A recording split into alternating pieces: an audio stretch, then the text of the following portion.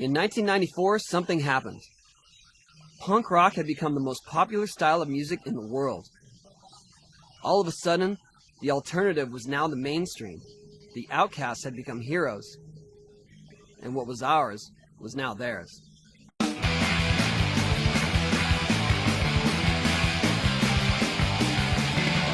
me, can the hate chain be broken?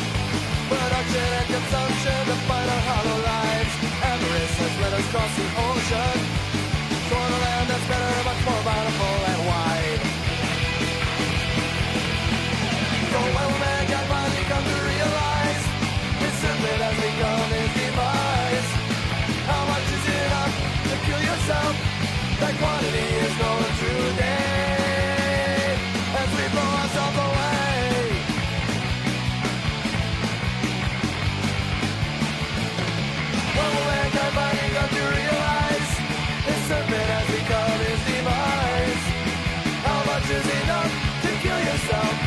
That quality is over today as we blow ourselves away.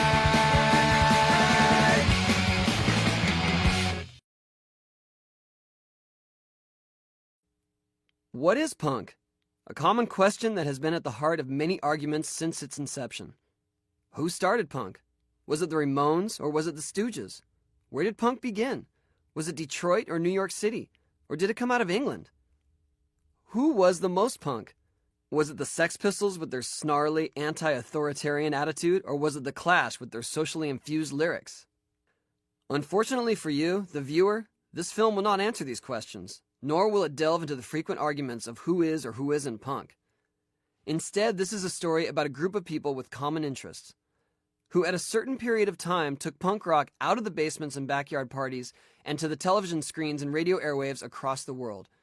This is their story, and this is how it happened.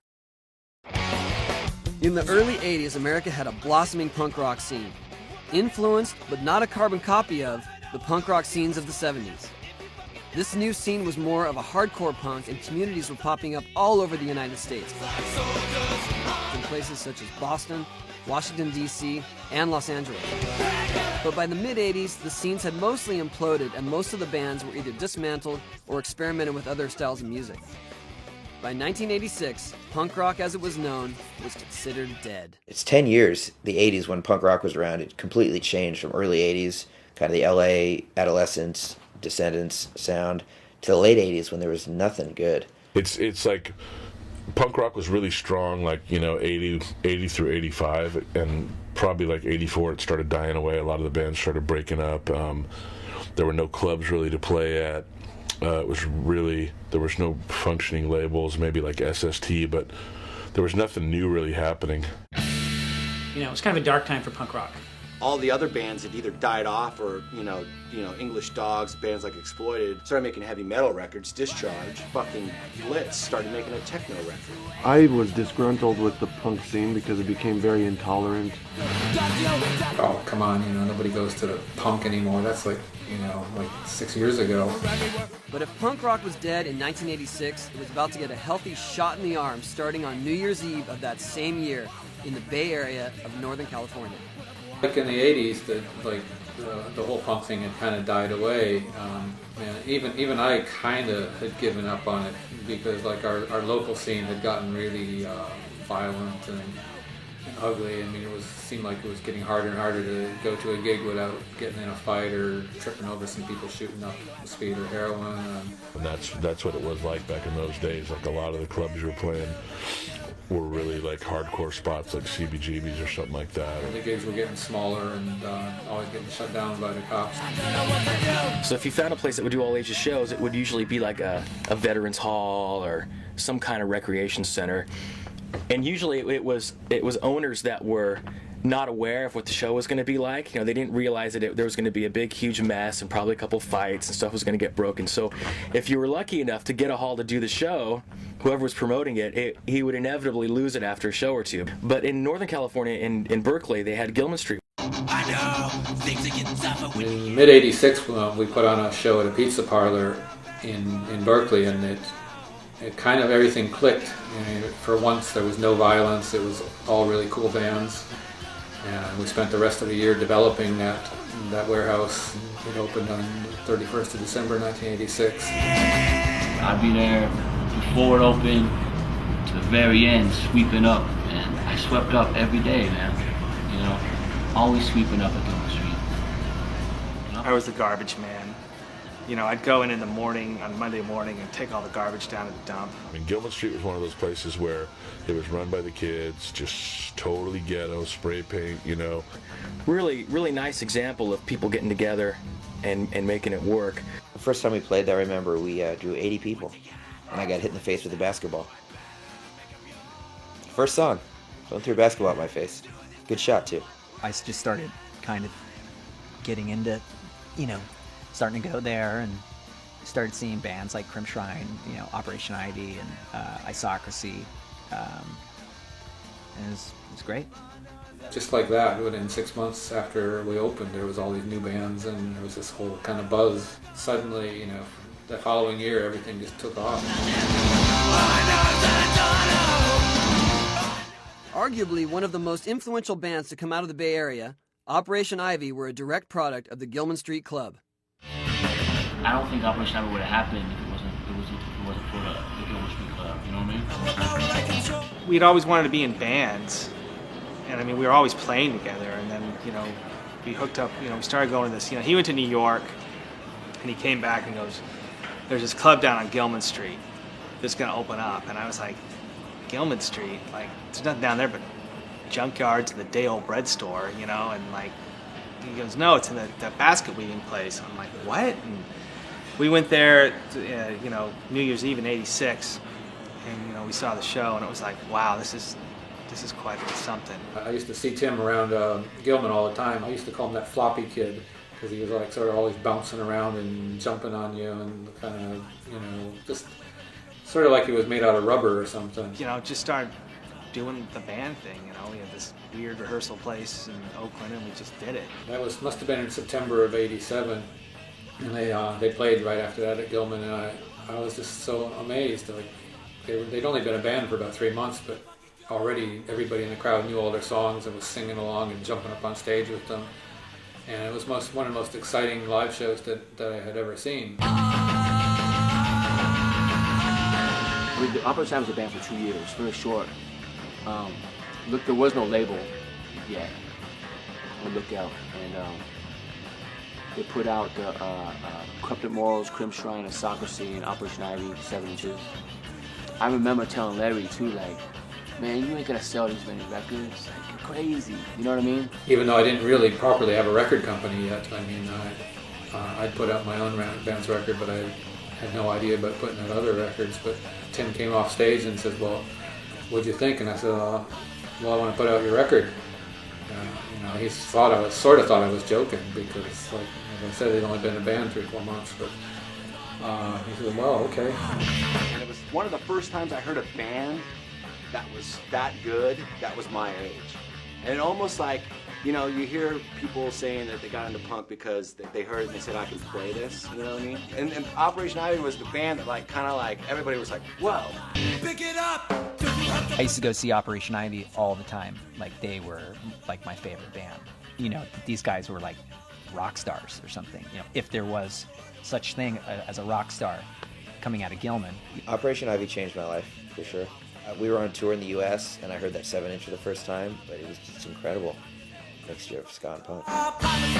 They were pretty much the pioneers of that sound, and no one's touched them since. We got into a 4-door car, a 69 Newport, 6-week tour, 6 weeks, you know, to the East Coast. We were the first Gilman band to hit the road, and we didn't have a blueprint. We didn't know what the fuck we were doing. Another young band that formed out of the Gilman scene would go on to completely change the way people viewed punk rock. And then we just started really getting into punk music and groups more like, you know, Husker Du and The Replacements, 7 Seconds, Dead Kennedys. It was kind of eclectic, you know. Nothing was like considered. I wasn't like some straight up hardcore kid. I wasn't like a straight 77 punk kid. I wasn't totally into maybe college rock or alternative music or anything like that. It's kind of all of it combined. There was just different. I just had more eclectic tastes than just going for one thing that in specific. We got this guy in our band. His name is John, also known as Al Sobrante. We met him in another backyard party. He wanted to come play with us, so we started playing with him, just starting to play gigs. We started playing in Davis, we started playing Gilman, just started playing these shows. He said that there was a big party that was going on the top of this mountain.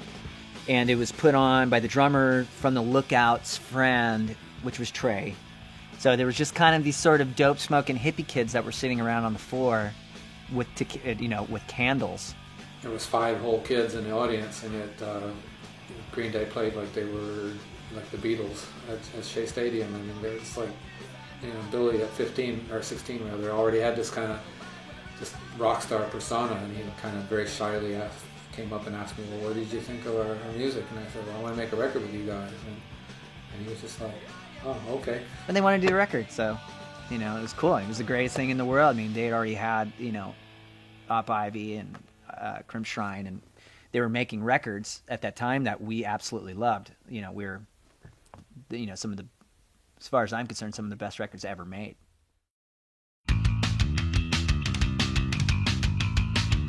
If Northern California was the new mecca for a do-it-yourself scene, Southern California was about to have its own resurgence.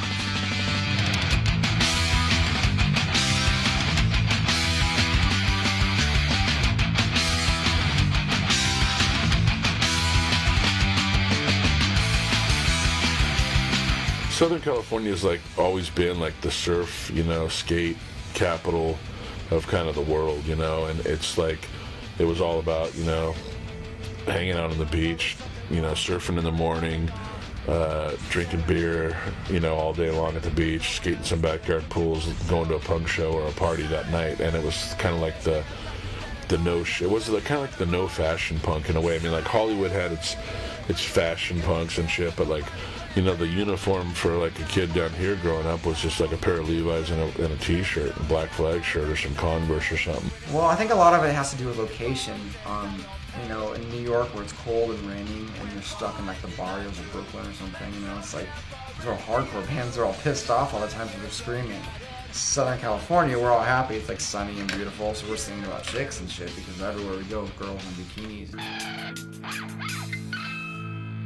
West Coast was political as well, but it was more of a rage, Black Flag, and the scene down here was a lot of fighting, a lot of violence, a lot of gangs, punk gangs, and just more of just a fucking chaotic mess of bullshit and drugs. Then up in San Francisco, you have all these, it's a lot of educated people and a lot of artists and a lot of liberal thinking and a lot of think tanks and whatever. So you have these, you have a lot of punk rock bands that are more socially aware and socially conscious about feminism and the environment, and they're kind of hippies and whatever. It's out in DC, it's very political. You have all these discord bands like the Minor Threats and Fugazis of the world that are very stand for something and want actually feel like they can change the world and try because they see it happening every day in their city. Very few good records came out from 85 to 89. Of course, with the exception of Bad Religion Suffer. That's what invigorated our whole scene. That's what changed everything. But by then, the music scene had changed completely because it was mostly, 80s metal had gotten huge. And that's all our punk friends grew their hair long and joined metal bands. And at the time we made Suffer, there was a real desert in the music, in the punk music scene. And we sort of offered a little bit of a revamped style of the early 80s punk. And by that time, Brett's skills in the studio were better. And so we became more of a high fidelity punk band in 1987 when we released Suffer. And I guess that was a eye-opener for a lot of people. Well, Suffer was the first time I heard a punk band do 3-part harmonies. I think that was kind of the start of something new. It was sort of a melodic kind of thing that people hadn't really done before, hadn't done well. So I started Epitaph proper really in like 87. And at that time I signed L7, I signed the Little Kings, and I signed Bad Religion. Also in 87, I had just gotten clean and sober. So like when I was a kid, I was a real partier and became pretty heavily addicted to drugs. And I got clean April 14th, 1987. And just right around the time that I started writing Suffer. And write, you know, so I basically got clean and sober. I needed something to focus on and put all my energy into, and that was it. It was the new, you know, the renewed Bad Religion and Epitaph. In '84, we were going to shows, myself and Greg Kay and a couple other guys, and we tried to get into a Social Distortion show, and it was sold out. This was in Irvine, Orange County also. So we had nothing to do, so of course we went to somebody's house whose parents weren't home, and we're drinking beer in the backyard and stuff, and just kind of shooting the shit, and said, why don't we start our own band? Of course, none of us played instruments at all, but that didn't seem like a deterrent at the time.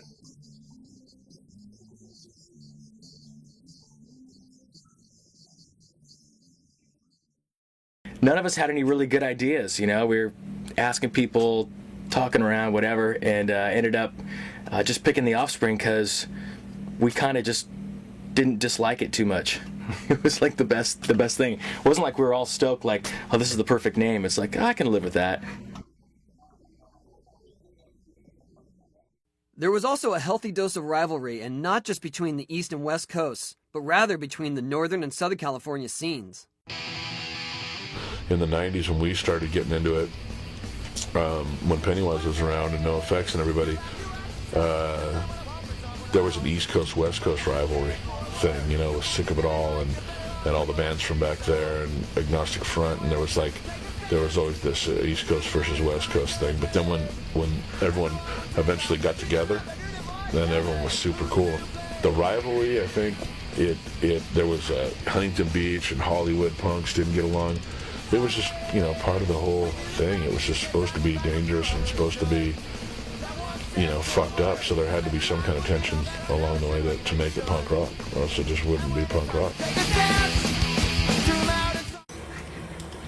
Well, you know, they were always behind us.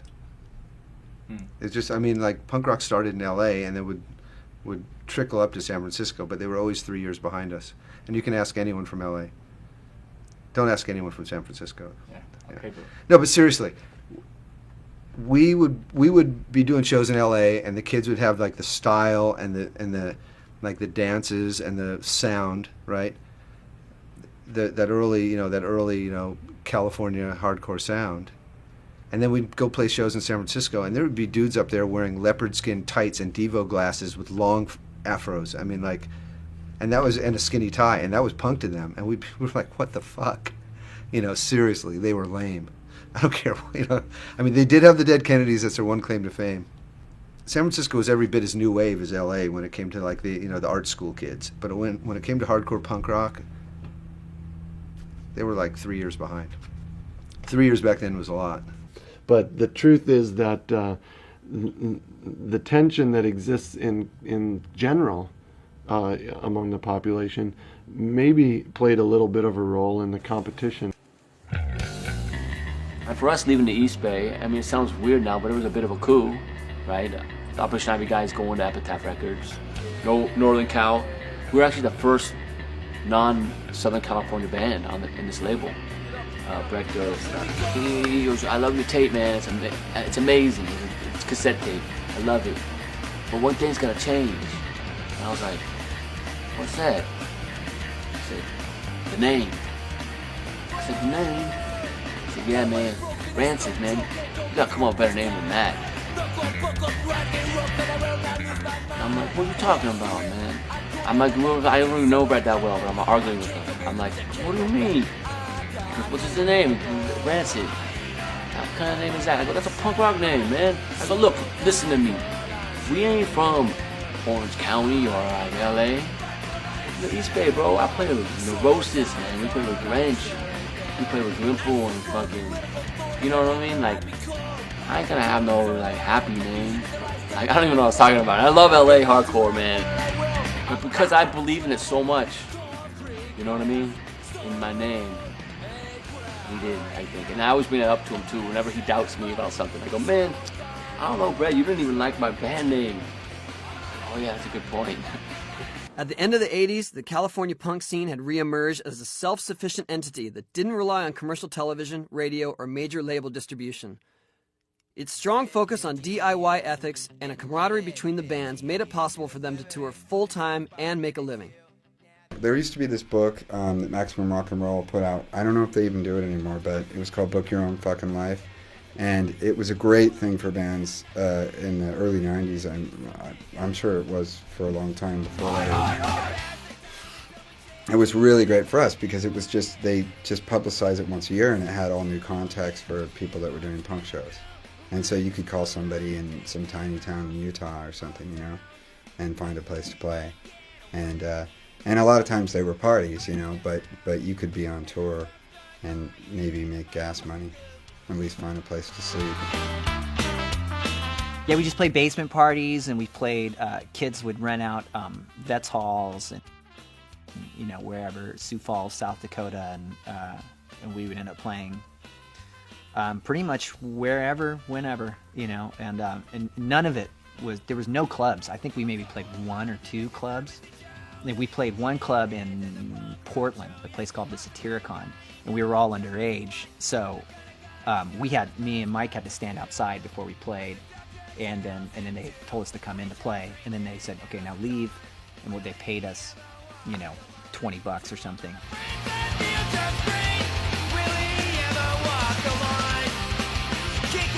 And we had our Ribbed album out. We just did a tour, and I made $1,500 when I got home from the tour, and I thought, I can live off this. Sometimes I think of all the places I don't want to go. Then think of all things I never wanted to. Think of all the people I never want to meet. I close my eyes and I go to sleep.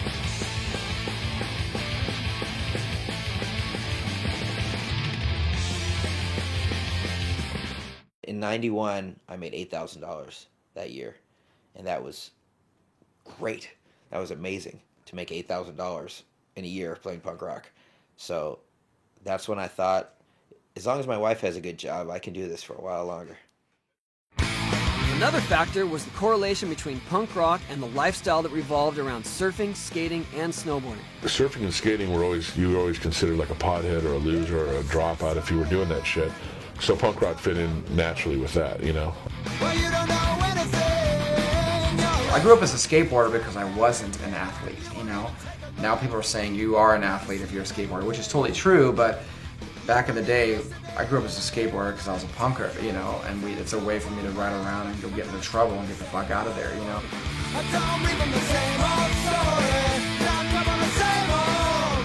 Thrasher magazine, you know, always had that connection, you know.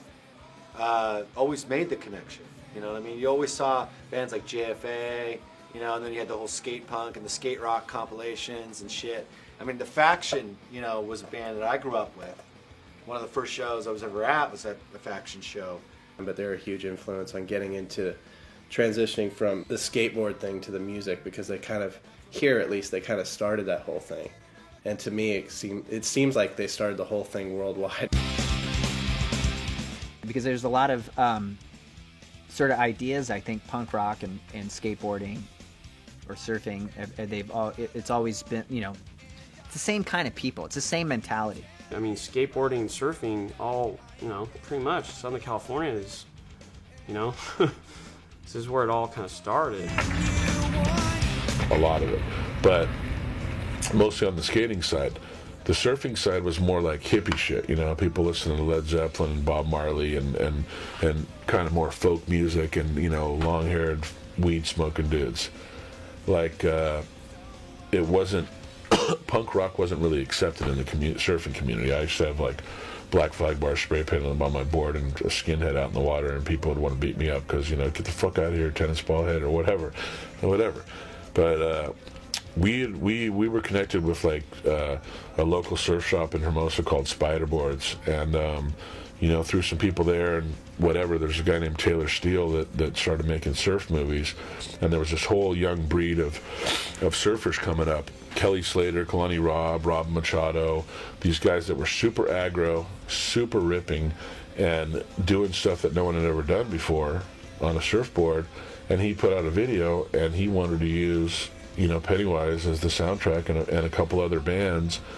And, Bad Religion didn't surf, and Down by Law didn't surf. We grew up at the beach, so we were like, I don't know if some of those bands said no, but we wound up being like one of the main bands on one of his first movies called Momentum, and that movie went worldwide, and it kind of set the bar for this new level of surfing, and along with it came this punk rock soundtrack, which had never been heard. And you got Kelly Slater like ripping away to shreds and blasting airs, and you got fast punk rock music behind it, and you just looked at it and go, wow, this is it, this is right. So then it went into the skateboarding stuff, because they're aggressive sports, and aggressive soundtrack fits.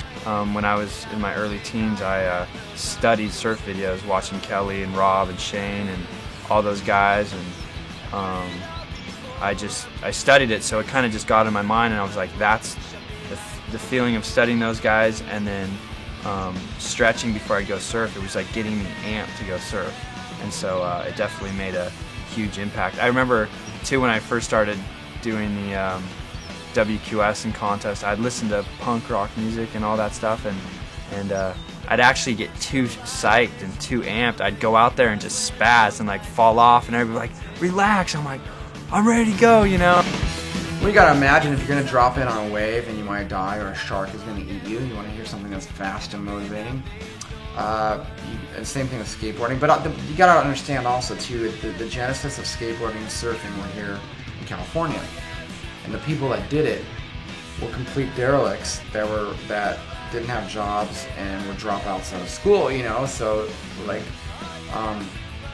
so the music they listen to and the life they lead is something that, it's all the same. So the music has to be just as full of some kind of personal anarchy as anything else. I don't think punk rock music chose its athletics or whatever, or these athletes chose this music. I think they kind of chose each other.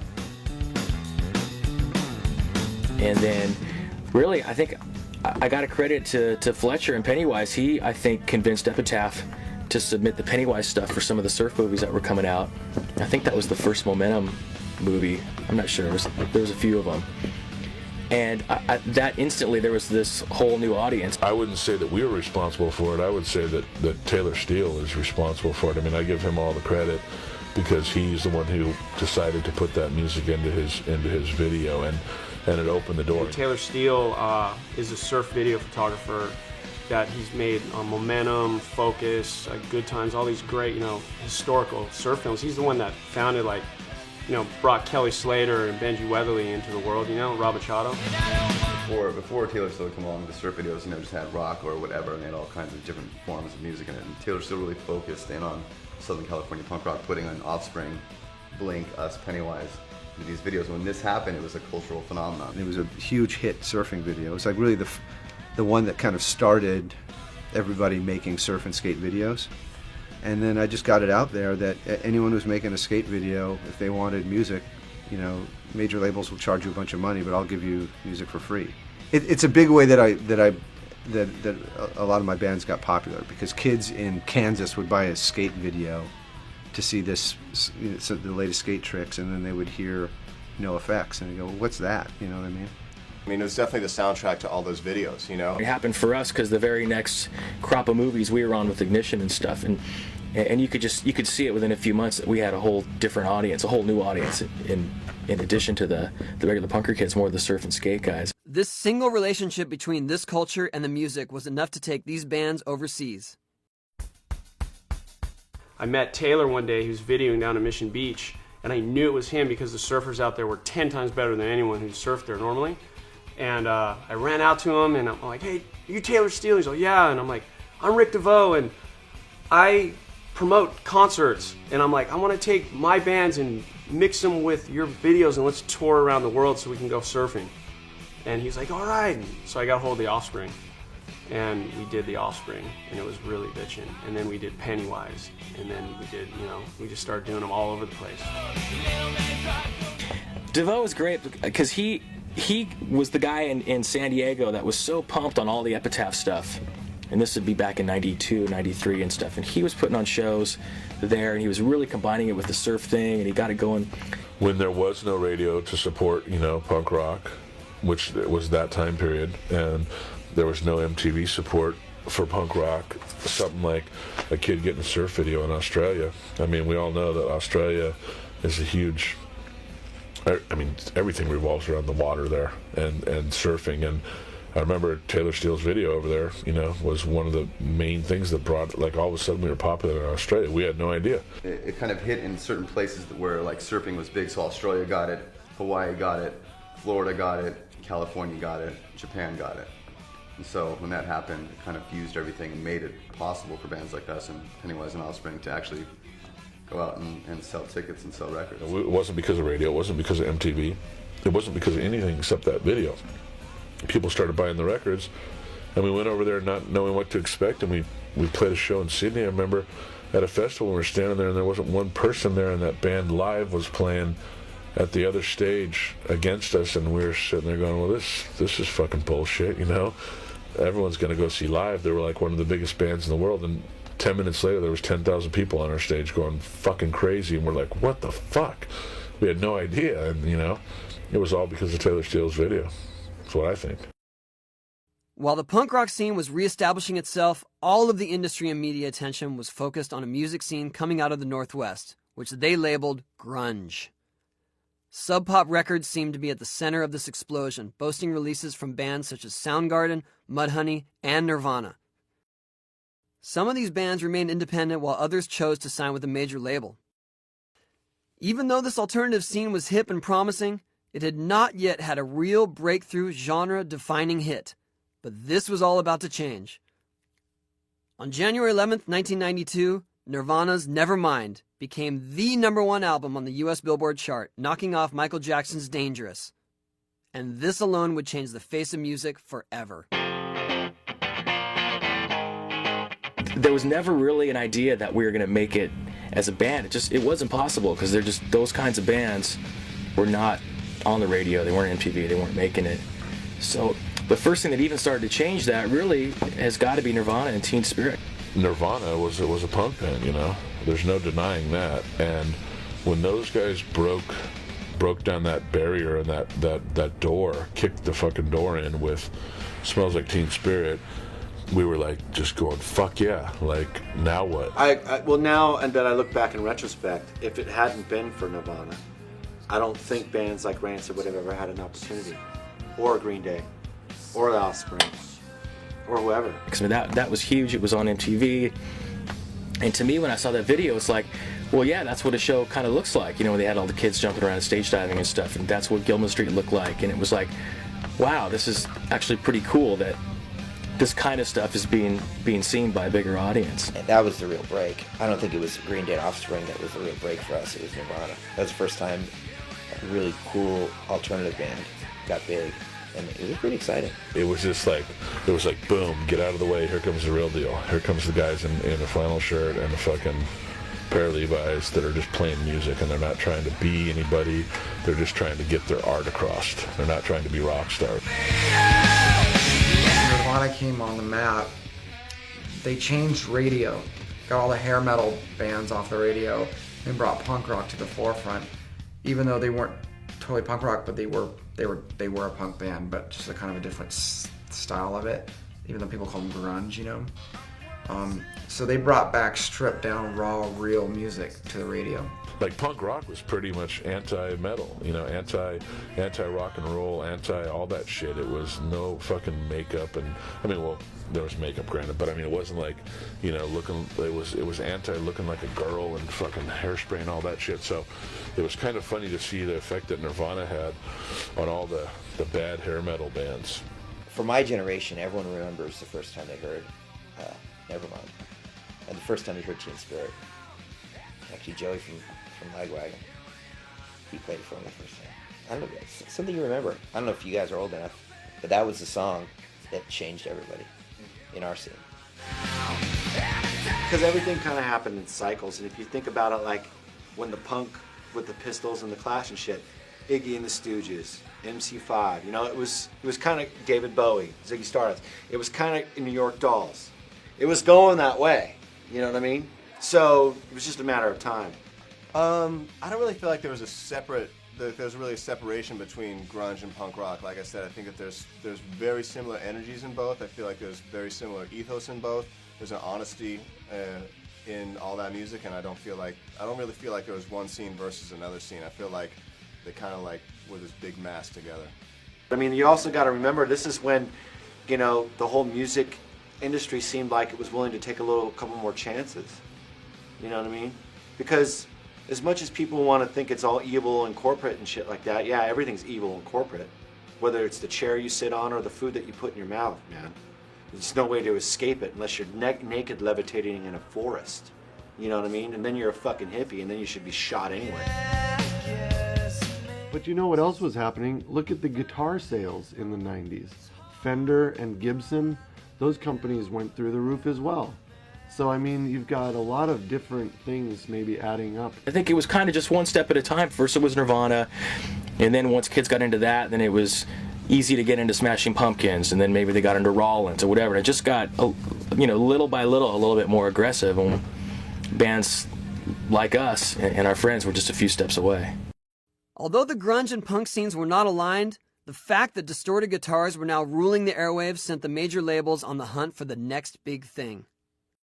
We didn't get our deal with Atlantic until 1993.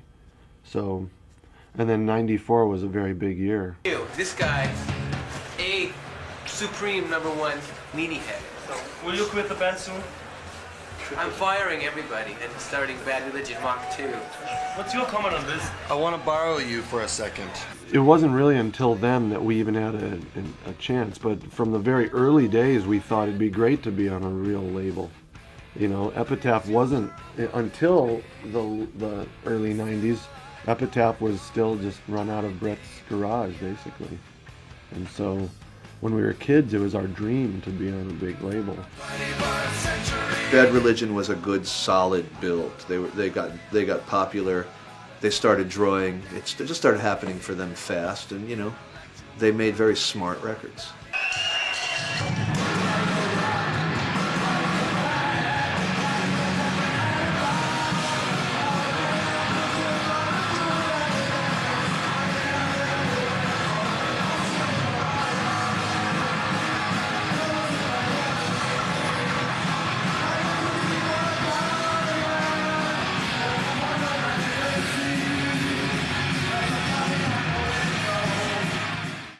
Green Day, you know, I started working with them. You know, they had their second record out on Lookout. You know, punk coming out is like 1992, and we were just everywhere we played. There was a lot of people in the clubs, and even if it was a small show, there was a sense of enthusiasm that was happening. That we were just having a great time, and you know, we brought our own silkscreen T-shirt. You know, making T-shirts on people's front lawns and stuff like that. Yeah. So just basically, as I'm finishing mixing an album for Jeff and Elliott, they get Green Day. They put a 4-song demo, and one of the songs was Basket Case. I don't think Longview was on there. She was on there, and it was a cassette. As I was mixing one night, it was like 12 at night. They put the cassette on. They go, "Rob, you got to listen to this. We think this is great." So of course I'm thinking, tired. The last thing I want to do is do some A&R. I've been working with the Muffs for 4 months every night. You know, it's late. But I put the cassette in on my way home, and I hear this music come out, and I was just like, I gotta sign these guys. It took me like 2 seconds. I don't know. We just kind of talked to Rob, and we ended up really liking him. He had a strong opinion of music. I think we were really impressed with that. You know, he was just a huge Beatles fan. And he played guitar and was a producer. He really wanted to put out a record. And I just think when it came down to it, he was the guy that sort of made the most sense. Because it was kind of like he was a musician, and he knew what the mentality of a musician was. It seemed that everything up to this point had been brewing slowly and organically, but no one had any idea what was about to happen next. I honestly think, Kurt Cobain killing himself and Nirvana going away created a vacuum for like catchy, aggressive music. When Dookie started getting played on the radio, I thought, wow, here we go. Like, this is it. I mean, Nirvana was one thing, but Green Day was, pretty much a straight-up punk rock band. Green Day did to grunge is what Nirvana did to hair rock. Like, when Green Day came, grunge was done. So in essence, Billy Joe killed grunge. I was going to college and I was working actually at a record store, and there's people that had no idea about the punk rock scene at all, and all of a sudden they were asking me about Green Day, and they were asking me, like, people that I went to college with were asking about these punk rock bands, and I was like, how did you hear about this band? And they were like, oh, I saw the video on MTV, or I started hearing them on the radio, like, what's this all about? And it really kind of took me by surprise that these bands that I thought of as like underground punk rock bands were starting to get picked up on by people that would never normally listen to that kind of music. So it was really starting to tip at that point and spill into mainstream culture. For the punk rock scene, I think they were the best at the time, for sure, and the timing was impeccable because no one's ever heard power pop like that before, and power pop, it's I love that term, and I don't know who else might categorize Green Day as that, but I think Blink and Green Day and a few others kind of come from the same, they both speak to the same audience. A white suburban kid whose life isn't that bad, but it's not that good, I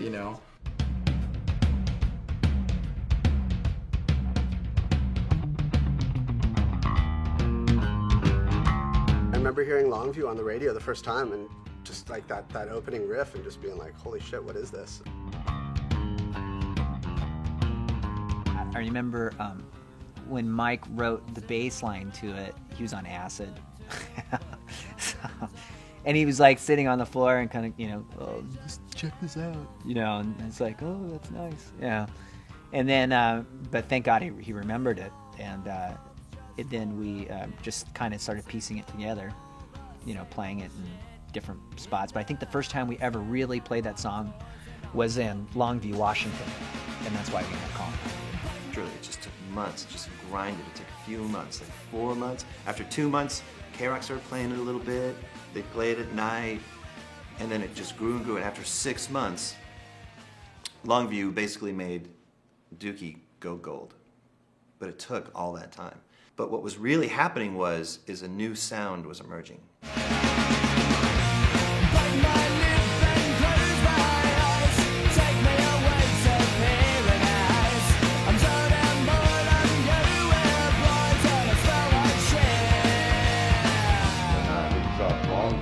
MTV got it. It was a 3-piece. The video was shot really kind of ghetto. When that hit, they just poured the gasoline on it and it just exploded. And that was, that was pretty much history. That was it. Punk rock was now official and it was on the map. Spin magazine down and Green Day was on the cover. And I was like, yes! It was like, yes, finally! Next thing you know, Spin magazine put on the cover 1994, the year punk broke, So the whole music climate changed. It wasn't just for Epitaph. All of a sudden, punk rock was on the radio. It's just unheard of when I was growing up. It was going to happen eventually.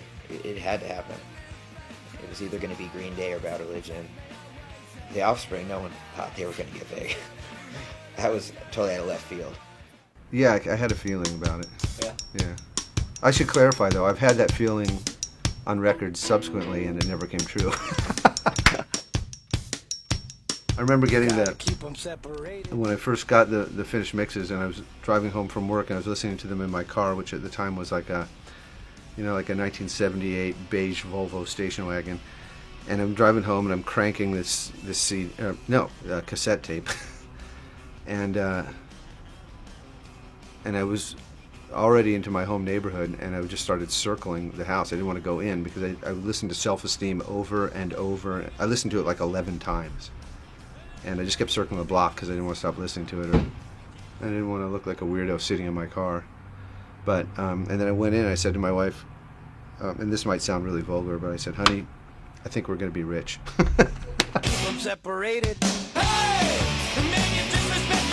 We were listening. We were on tour. The Offspring was opening with us. They were in a Holiday Inn school bus that the drummer, Ron, had converted, like made a bunch of bunks and shit.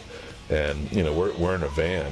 We got 6 guys in a van with no trailer, all of our equipment and all of our fucking merchandise, and 6 guys, and we're touring the entire United States.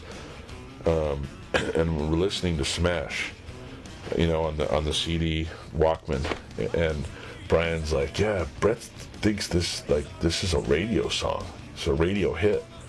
And he's playing Keep It Separated, and I'm going, what do you mean radio hit? And he's like, thinks that this song's gonna be like, they're gonna play it on the radio or something. I'm like, really? Well, no fucking way, they're not gonna play this. And he's like, I don't know, that's what he seems to think, like it's a hit song. I'm like, yeah, whatever. He's all, yeah, I told him the same thing. Well, yeah, fuck yeah, 12 million albums later, it was a hit song. There was a lot organic about the Offspring's record happening. Yeah, Keep 'Em Separated. You know, there was just, it was a well-written song. They write great songs. It was almost instantaneous. I mean, their previous record had sold 50,000. So, you know, the song Come Out and Play got on the radio. K-Rock in LA grabbed it right away, put it on, and they blew it up in our local market. And then the next thing you know, I mean, K-Rock's a very influential station, always has been. And so other stations said, hey, what's this tune? You know, and they all started playing it. You know, and the next thing you know, marching bands are playing it at baseball games and basketball games, and you know, it's in the, you know, it was almost everywhere. They were playing Keep 'Em Separated over the radio, and I was eating lunch or something. And I saw the people and the cooks in the kitchen doing this sort of like Egyptian dance. We were just so happy for Brian and all the guys in the Offspring, because it was like one of us hit it big, you know.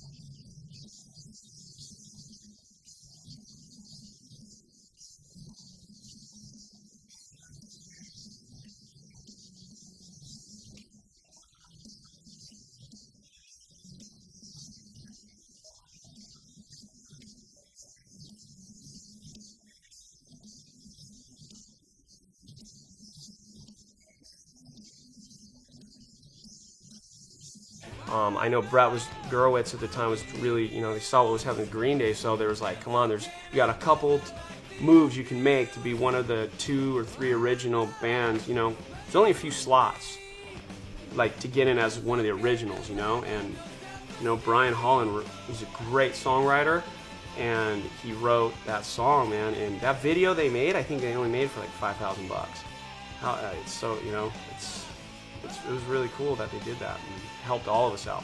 I think probably when I knew something was really going on is when, because I lived in a tiny apartment at the time, and I'd gotten up and I was in like my underwear and I was in my kitchen like getting a glass of water out of the kitchen sink, and in the apartment complex you can see through the kitchen window to the doors of the people on the other side, and there's a guy on his cordless phone standing on his porch, and he goes, yeah man, I'm looking at him right now. Because when that blew up, really what happened is the sound blew up, not just the Offspring. It was shortly after that the Rancid record went platinum and blew up, and Ruby Soho and Time Bomb were on the radio. It was around that time that I quit my band after writing a record for my band that went gold. So, you know, one day punk rock is this cool underground thing that I'm doing and working very hard on and nurturing and developing, and then it just popped. I call it the democratization of punk, when punk left the urban center and you could now find it in the malls throughout America, throughout the world. And when I saw Rancid on MTV for the first time, I said, this is so rad. That's all I thought, is this is so rad. If the world came around to me, what I was doing, I'm minding my own business, they came to me. You know what I mean? I had to go, you know? Well, you know, it was just a crazy time because, I mean, everybody thinks that, you know, they have some preconceived idea that there's so much money going around that, you know, all of a sudden, like, because you're maybe on TV or you're doing this or you're doing that or you got this kind of record or whatever, or you got your pockets are lined with fucking dough now. All of a sudden, it's like, well, if that's the case, why is my man out in the street? couch surfing. You know what I mean? I mean fucking top ramen. You know what I mean? If this is the glamorous lifestyle rock and roll, where's my fucking... give me some real spaghetti, man. I actually thought that they were all successes, whether they sold or not, just because I thought that the music was so cool. But, I mean, face it, you know, Punk and Drublic sold 500,000 records. So if you want to monitor it as a success in that way, that would probably have been the biggest record. Well, yeah, NoFX got a gold record, but I think it took us 8 to 10 years before it went gold. Oh, yeah? It never hit the charts. Punk and Drublic, I don't think it ever sold more than 2,000 records a week, but it did 500,000 in the U.S. eventually. You know, bands like Bad Religion and NoFX started raising the bar and writing really good songs. You know, I kind of noticed that the scene had totally changed. I saw a grown man walk into a bar with a NoFX hoodie, and I knew NoFX from forever. I knew Fat Mike from summer camp. Probably when Basket Case came out, I think, you know, towards the end of that single, I think it was like things were, you know, it was like Woodstock and Lollapalooza and, you know, mud fighting and all that shit. It was like, well, this has definitely gone haywire, you know. But it wasn't just the bands that were experiencing this unprecedented level of success. The indie labels, most of which were run by the bands themselves, were also reaping the benefits of punk rock's newfound popularity.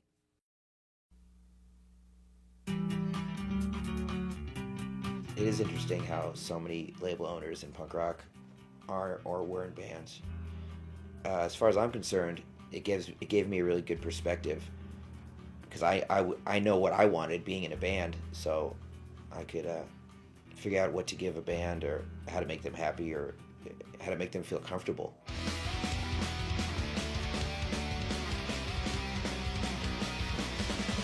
Because I just told them things that I would want to hear, or just honest with them. I know working with Mike is always really cool for us because he had a first-hand idea. You know, he had experience with what we were dealing with, you know, and he was doing it at the same time. So Lagwagon, Propaganda, No Use for Name all sold the same amount of records, pretty close. They each got in between 200,000 and 300,000 within a few years.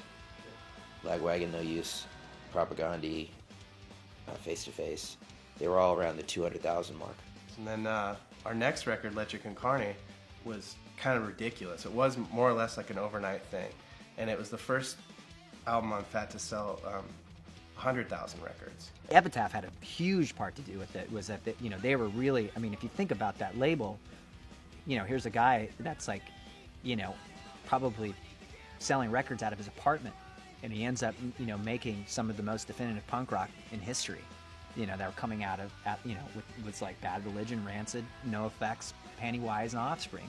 I mean, shit, that's 5 fucking huge bands, you know, and then there's us. Well, I mean, it changed everything. It put us on the map, for one thing. We outgrew our little space. We had Offspring records piled up to the ceiling. Epitaph Records was just a total breeding ground for like creativity, you know, punk rock, like just playground. It was like you had this father figure, Brett, you know, Gurewitz, in a way, who was in one of the greatest punk bands of all time, Bad Religion, and he's kind of saying, yeah, here, you know, I'm going to do this for you, I'm going to do that for you, I'm going to put your records out and do whatever you want. Fuck yeah, that's radical, that's punk, that's cool, do this. And you're just going, wow. It just had a really good vibe of like positivity, family vibe, all the bands supporting each other, bands on Epitaph touring together, recording together, and just never, you know, it was like everything went beyond everyone's expectations. You know, no one was expecting someone to sell 100,000 records, let alone 12 million records. So it just kept getting bigger and bigger, and it just got, you know, like better and better, and everyone was like, fuck yeah, we're doing something. We built this from the ground up, and felt like we were part of something really special. I always thought it'd be cool to have a label.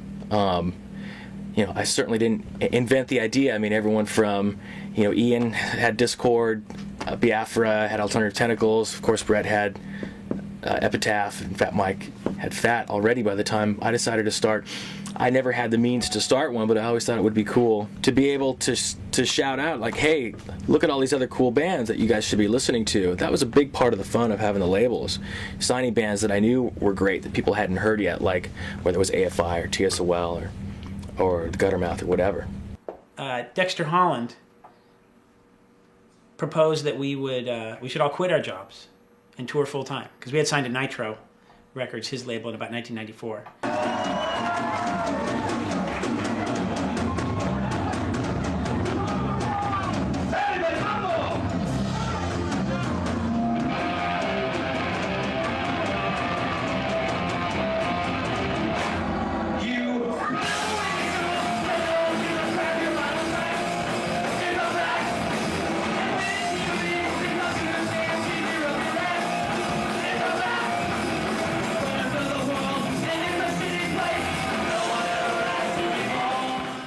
With punk rock's skyrocketing popularity and record sales, it seemed as though everybody was trying to get onto the bandwagon, whether it meant dyeing their hair blue or trying to sign the next Green Day. You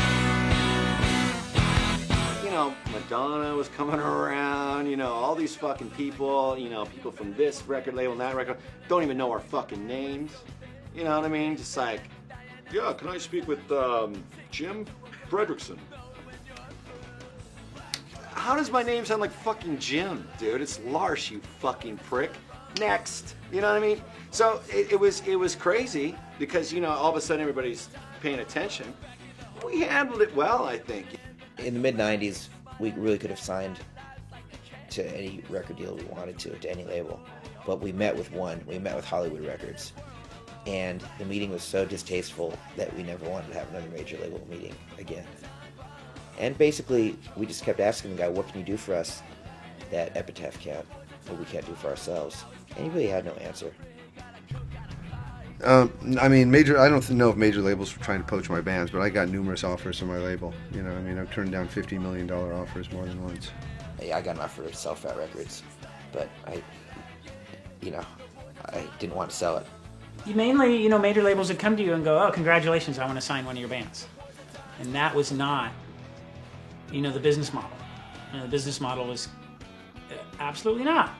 Keep everything and keep the bands. If you can sell, 200,000 CDs on a punk label, that's a great living for the band. But all of this came with a price. Had the DIY ethics of punk rock been compromised to reach this level of success? With the term sellout being thrown around heavily, the backlash was really starting to heat up. It was like back then, the Offspring were the good guys for having a platinum record on an indie, and Green Day, where everyone was like mad at Green Day, whereas the Offspring and Rancid were cool because they had platinum records on Epitaph. And back then there was a real division in what people thought was right and acceptable within the punk rock community, the punk rock ethos of doing things on your own. Do you do it yourself? Do you stick with an indie? Do you sign with a major? Do you take your shot? Do you not? And I mean, it really divided things. There was a huge argument for years and years in the punk rock community of, who's a sellout, who's not a sellout. Oh, this band signed to a major, oh, you're a sellout. Oh, you're on an indie, okay, you're still cool. There was that whole struggling mentality in the scene, definitely. We didn't want to be on an indie major. We didn't want to, we were on Lookout. We loved Lookout. That was, for us, Lookout was the ultimate independent label. We ended up taking control of it ourselves. We took control of our own destiny. So, so for us to make a leap to a different indie just didn't make any sense. When Green Day hit the airwaves and it blew up, there was a huge backlash. They were banned from Gilman Street. They were banned from fucking, the whole Bay Area was pretty anti-Green Day, right? I don't know how bummed Green Day was. It's a catch-22. I know they were bummed because that was their hometown and that was their whole deal. But at the same time, they were making millions of dollars. So, where do you draw the line? I think that mentality is definitely necessary, though. I mean, for a club like Gilman to close their doors to certain people. Did you get a memo or anything? Nah, you know what? When we signed to a major label, we knew we weren't ever going to play there again. Yeah. We knew it. there was no memo. We knew the deal, and we did it anyway. Apparently there's a list now at Gilman Street of bands that are banned from there, and we're on the list, but no one ever called me and told me we were banned. And we've never done anything against them, and we've never been on a major label or MTV or commercial radio, really. So I'm not sure why we're banned from there. We put out our own records. We're probably the biggest DIY band in the world, but I think they just want to ban us because we're fun to ban. Well, yeah, we received a lot of backlash, but I wouldn't say from fans. I'd say from what we call the punk police, and people who talk about the rules of punk and how this is punk but that is not. Those are, to me, some of the most uninteresting people to hang around, and those are the ones who did most of the criticizing. You can't please everybody, but the backlash never bothered me because, we're doing the same thing. We're still on Epitaph Records. We stayed indie, doing what we want to do, playing music that I love. The backlash never affected me, man. It never did. I walk down any street, go to any show, do what the fuck I want to do. Rarely would people say shit to my face. That was rare. No one ever say shit to me, man. You know what I mean? What are they gonna say? Your song's on the radio. Yeah, that's me. That's my music. I love my band. That's my brothers. This is what I do. Nah, I never gave a fuck. I remember this guy comes up to us one time at a Blink show and he's like, "You guys are fucking awesome. You're amazing.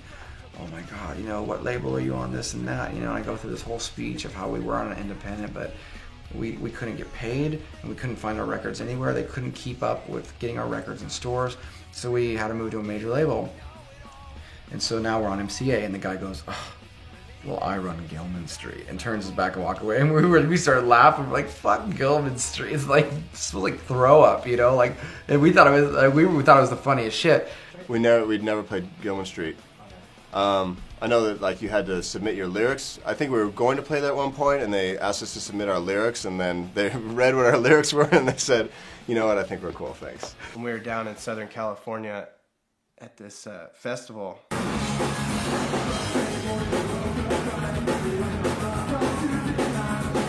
Fat Mike was there, and there was also a guy there from MTV, like a program director.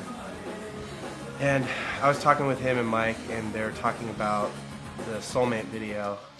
And then when I left, or he might have pulled Mike aside, and he told Mike later told me that he told him that we really want the NoFX video, and if you don't give it to us, we're going to pull the No Use for a Name video. Tuesday night, you were in a fight, the same old argument, black and white. It's something that's eating you inside. So Mike basically just told him to F off, and so our video got pulled. Yeah, but MTV, Soulmate. MTV pretty much stopped playing that video because we wouldn't give them our video. Punk rock's success in 1994 also led to the formation of a small tour that would take the DIY ethos, punk rock camaraderie, and so-called extreme sports from California and take it all over the United States. The Warped Tour, as it was named by founder Kevin Lyman, would go on to become the longest-running traveling festival in U.S. history. I got to put something together where, for one last summer, where we take a skateboard ramp, we get some friends together, go around the country, and it was going to try to get bands to support each other. At that point, there were so many bands touring around, and started calling a few bands that I knew. I got guys like Steve Salba, skaters to kind of organize a few skaters, Neil Hendricks, Mike Frazier. We brought a ramp that was masonite. Masonite doesn't really work in the rain, and it rains a lot in other parts of the country during the summertime, not Southern California, something I learned. And we just got Sublime. We got No Use for a Name, L7, Quicksand, Civ, Orange 9mm. It's funny, No Doubt played on that first year for part of the tour. And we all loaded up, kind of shot off into kind of see if we could pull something together. We had no idea. We had to share buses. It's so funny now when I have this tour, there's bands bringing 2 buses, the levels, and back then it was strange combinations of people, L7 and No Use for Names sharing a bus. Those girls were tough back then. We had Orange 9mm and Sublime. Nothing like putting a bunch of drunks and vegans together, straight edge vegans together. We did the first Warped Tour actually, and it was a lot different than it is now. The attendance wasn't, nearly as good, but it was just cool to be a part of because it was the first time that there was a summer tour for punk bands that punk bands could go on to. Kevin Lyman, that started the Warped Tour, was he's amazing, and he's more down for the scene and more responsible for the punk rock scene, I think, than most bands, and so he has this grand idea, where the Warped Tour go to Australia and everyone sleeps in tents, we all travel around like brothers, but gotta hand it to Kevin, he really created, something monstrous with that, so it was awesome. You do the Warped Tour because there's so much camaraderie, and every day we get to park next to, Bad Religion or Bouncing Souls or Less Than Jake, Flogging Molly. It's super fun. Even though the Warped Tour was gaining more and more popularity each year, the mainstream's interest in punk rock was dwindling. Bands such as Green Day and The Offspring were selling less and less of each release, and the new alternative was dubbed nu metal, with bands such as Korn and Limp Bizkit now holding the reins. As nu metal gained in popularity, and with manufactured pop music, boy bands, and plastic pop princesses all sharing the spotlight, ska punk, an offshoot of punk rock, gained popularity with bands such as the Mighty Mighty Bosstones, No Doubt, Sublime, and Goldfinger all having hits.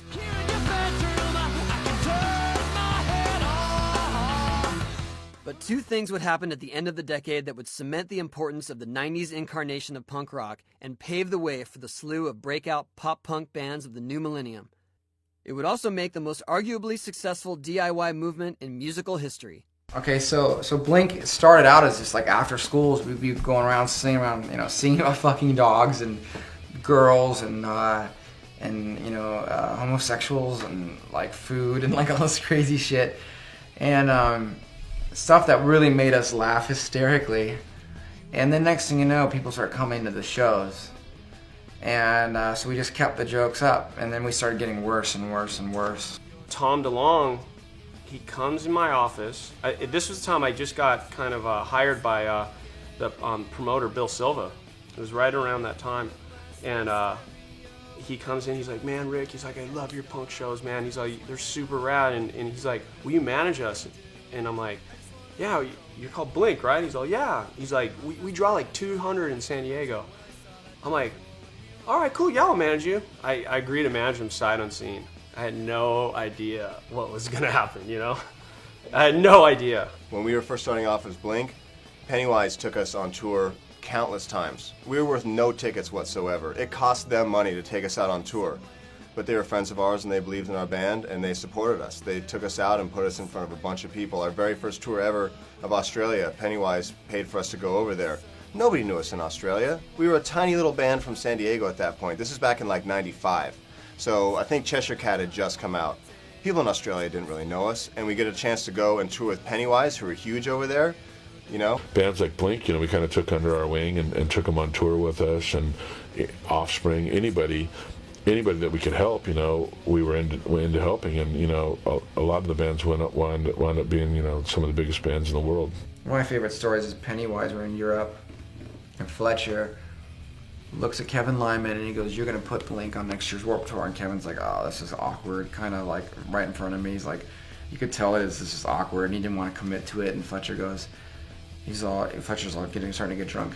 Pulls a piece of paper out. He's like, "You're gonna sign this right now, and you're gonna put Blink on next year's Warped Tour because they're gonna be gigantic, and you're gonna pay them $1,500 a night, and I'm gonna pay them $500 a night out of my own pocket because I believe in these guys so much." And he forced Kevin to do it.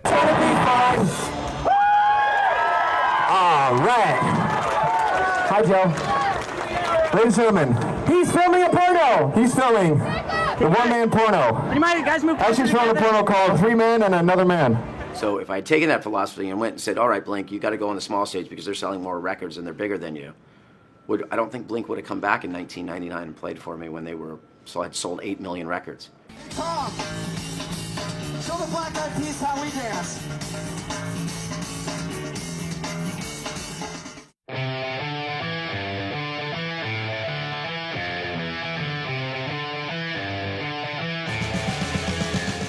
In LA, K-Rock was, all about playing Damn It, and then started playing Josie, but Damn It was really just became like a staple, and they were really like in Southern California, they had just really created this thing, and a lot of other places, they toured the country a bunch of times, but it was a lot smaller, and I think just at the end of that cycle, they'd sold about 600,000 records, and it felt like they were on the verge, and they went into the studio to make Enema. None of us ever thought that it would do what it did. I mean, we didn't even think, it wasn't that we didn't think it was possible, it's that the thought never even entered our head of what it was going to do. We were just writing songs that we loved and doing what we did.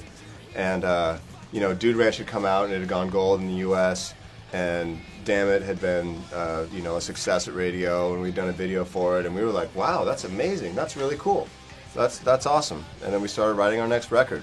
But it wasn't in our head like, oh, that's going to happen again or we're going to beat that. We were just like, let's go in and write a record that we really love. And I remember writing that record happened very quickly. Everything felt real natural. It was Travis, me, and Tom in a studio in San Diego writing these songs, and everything was just banging at that point. People love to ask those questions, like, when did you know this was going to happen, or when did you feel? It's like they're never exact moments necessarily, because you got to remember, we're traveling, touring 13 months out of the year. We're always gone, sleeping on floors, making it happen, so every little piece of good news comes in strides, so it doesn't happen overnight. Well, it does to some people, but not for Blink. We were a band for years and years before it happened. They were on tour with us, supporting us in Europe, and at home here in the States, they were selling like 90,000 records a day or something. It was crazy, and I was there witnessing them getting these messages about their record sales at home, and kind of like I was saying things like, what are you doing here? Go home. Get out of here. Why do you want to be on tour with Lagwagon right now? And I remember actually being at a show, and Noodles from The Offspring, he comes up to me, he's like, congratulations. Oh, thanks, man. Enema of the State just came out, and he looks at me right in the eyes, and he's like, you're next. And I go, well, don't say that. I hope that'll be right. He's like, no, you're next, And then right after that, we sold 7 million some records or something of that album, and I always remember that one moment because I didn't believe him when he said it, I remember standing on stage at a sold-out Madison Square Garden show and looking up and seeing the scoreboard in Madison Square Garden and having just this feeling come over me of, oh my God, I can't believe that we're playing a headlining show at Madison Square Garden and it's sold out, and how can you top that? Got bigger and bigger and bigger and bigger. And then one year my life completely changed, and I couldn't go anywhere in my private jets, limousines, and buses.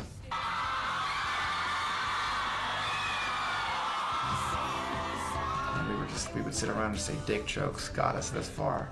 That's what we used to say all day long. We just go, how did dick jokes get us into a private jet? They deserve credit, credit is deserved, so. Blink had a lot to do with a lot of things, changed a lot of lives. After Blink came, there was just, we would, when you tour and stuff, you get tons of people coming to you, listen to my record, check this out, and every single record we got from every kid sounded just like Blink, and so, it was revolutionary. It was, equally as revolutionary as Green Day when it hit, I don't think they just didn't get the credit that came with, selling 20 million records. You had Nirvana come in with a punk attitude and just an edge, but it was grunge. You had Green Day come in, and then you had Sublime and No Doubt kind of in '96, and then Blink just kind of kept the dream alive, I think, for pop punk and for punk rock for that matter. On the flip side, Green Day had been struggling to make the same impact that they had in 1994 with Dookie. A cultural phenomenon such as Dookie is a hard thing to do once in a career, let alone twice, as Green Day did. On May 14, 1998, the most successful television show in history, Seinfeld, was having its final episode after 9 seasons. This was a big deal. When Jerry Seinfeld announced in December 1997 that they were canceling the show, it was on the front page of every major newspaper across the world, and even made the cover of Time magazine. As the final episode of the show drew to an end, the track Good Riddance, Time of Your Life by Green Day was played. That single episode of Seinfeld was watched by 76 million viewers, which equated to 58% of all television viewers that night. I think, what's interesting about Time of Your Life is that was actually written for Dookie. That was written during the Dookie era, but it didn't fit on Dookie. But it did seem to fit on Nimrod. And so, again, I don't think it was anything conscious. We were just being honest about what how the band was feeling, and I think Billy was, you know, willing to branch out more and experiment with other things. Good Riddance or Time of Your Life was a song that at first we were like I actually said to them, I think we should put strings on this, and they were like, "Are you strings?" And I said, I know. It's like it's a punk band, but we're with strings." And they were like, "All right, well, you know, Beatles did it. You know, eventually you can't just stay in one box." I mean, it's really a credit to them as artists that they have such a wide array of things that they can do. I mean, there's nothing. They can play any kind of music. They can do anything. You know, I really think that, you know, Billy Joe Armstrong is probably the Lennon McCartney of this generation, or of the last generation. I mean, I think he's such a prolific songwriter that I think that's first and foremost, and then everything else, and the history that he had, you know, growing up where he did, and how he brought his band up, and being who he was, certainly didn't hurt. But his songs, I think, were the most important thing. And before, they're probably the biggest punk rock band actually until their time. So I mean, you're always kind of looking at them, seeing what they're doing, but they're really cool and rebellious, you know, and they were fun and colorful. They're like cartoon characters almost, you know. It's something unpredictable, but in the end it's right. I'm done. Thank you for coming. Everybody who's sitting in the theater, go home now.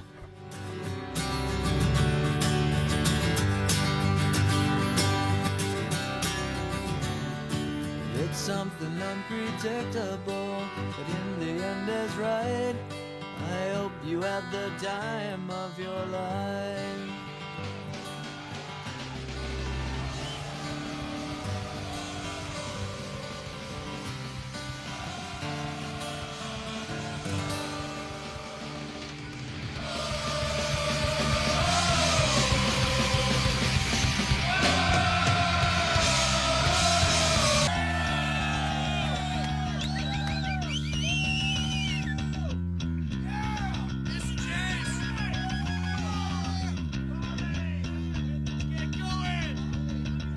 Travel, trend, present, past and beyond.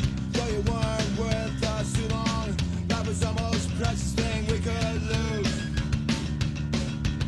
While you were here, the fun was never ending. Life a minute was only beginning. Chasing Matthew, this one for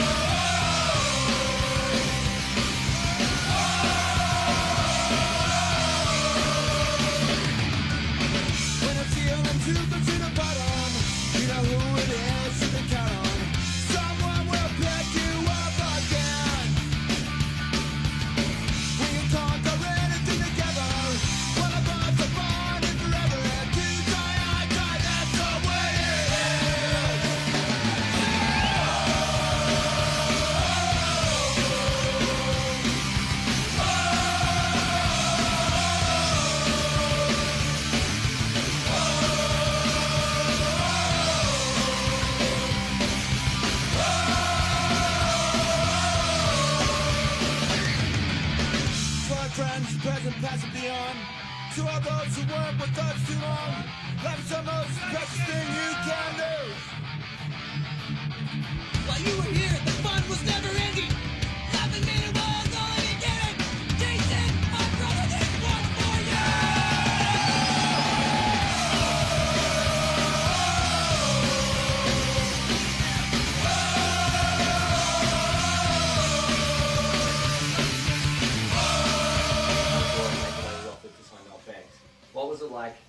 being in a punk band before that happened. So when grunge was really big and... Sorry. That's gonna be the trailer.